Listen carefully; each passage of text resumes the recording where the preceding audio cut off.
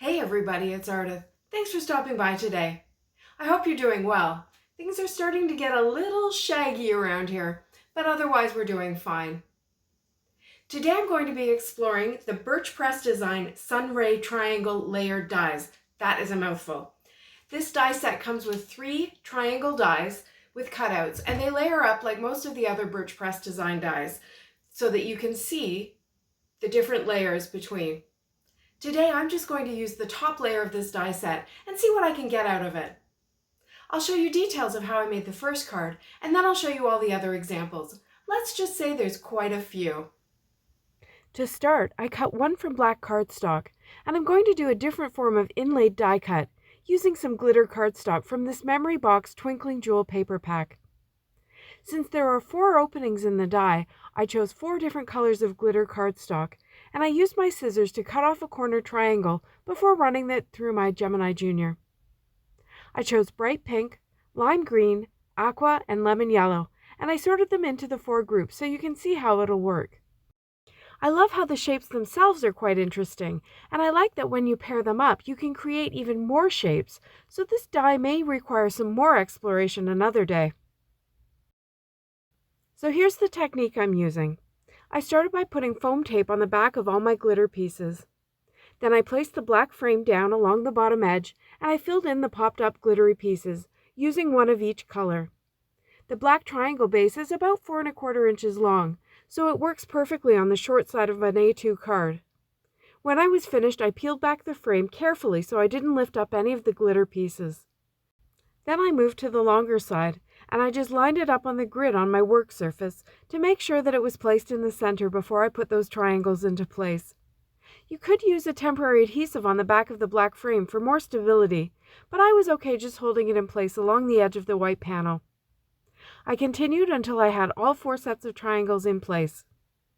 And now that center area is pretty ugly, but that's okay. I'll just put my sentiment there.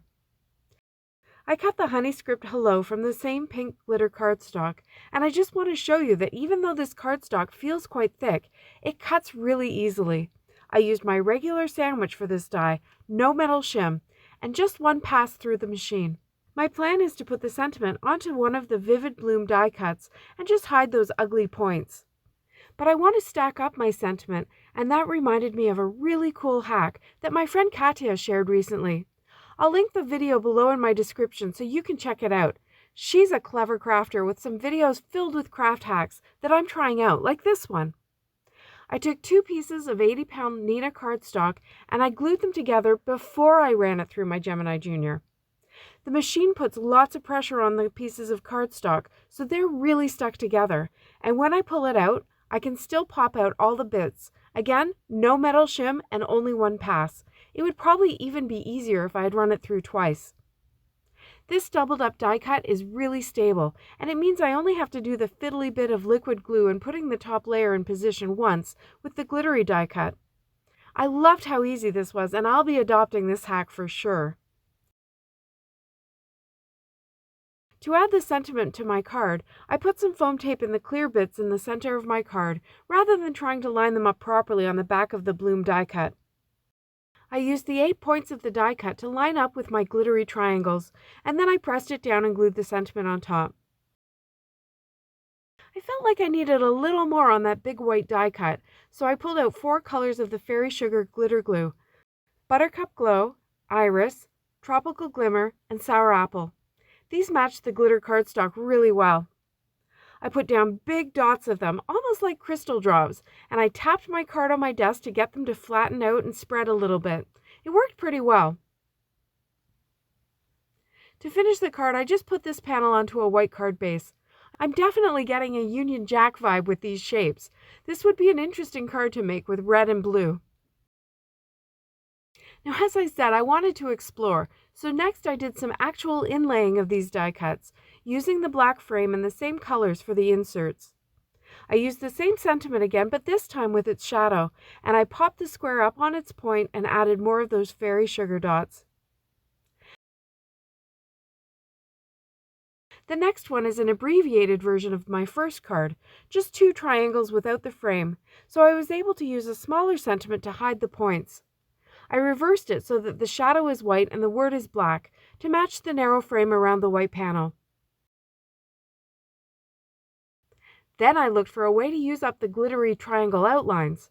I glued 4 of them onto a square panel and simply popped up another honey script sentiment. And then I took it a little further with the next one. Same square panel with those glittery triangle outlines, but I cut it with a circle die and then again with one of the Vivid Blooms dies. I put a black mat behind the circle and popped up the Vivid Bloom die cut for a subtle pop of dimension. My final card is completely different. I used some of the new Memory Box Cottage Meadow pattern paper. I used one side of the paper for my triangle cutouts, and for my sentiment I did something fun. I used the coordinating dies for the Lingo Thanks stamp set. They don't all cut all of their letters out because they're meant to coordinate with the stamped words, but the love and the U from thank you work perfectly here, cut from the aqua glitter cardstock, which picks up the aqua in the paper. I hope you enjoyed seeing my thought process with this one die. I had a ton of fun testing how versatile it can be. I'd love to hear which card is your favorite. Leave me a comment below to let me know. Supplies are listed below and also on my blog. Thanks so much for watching. See you next time.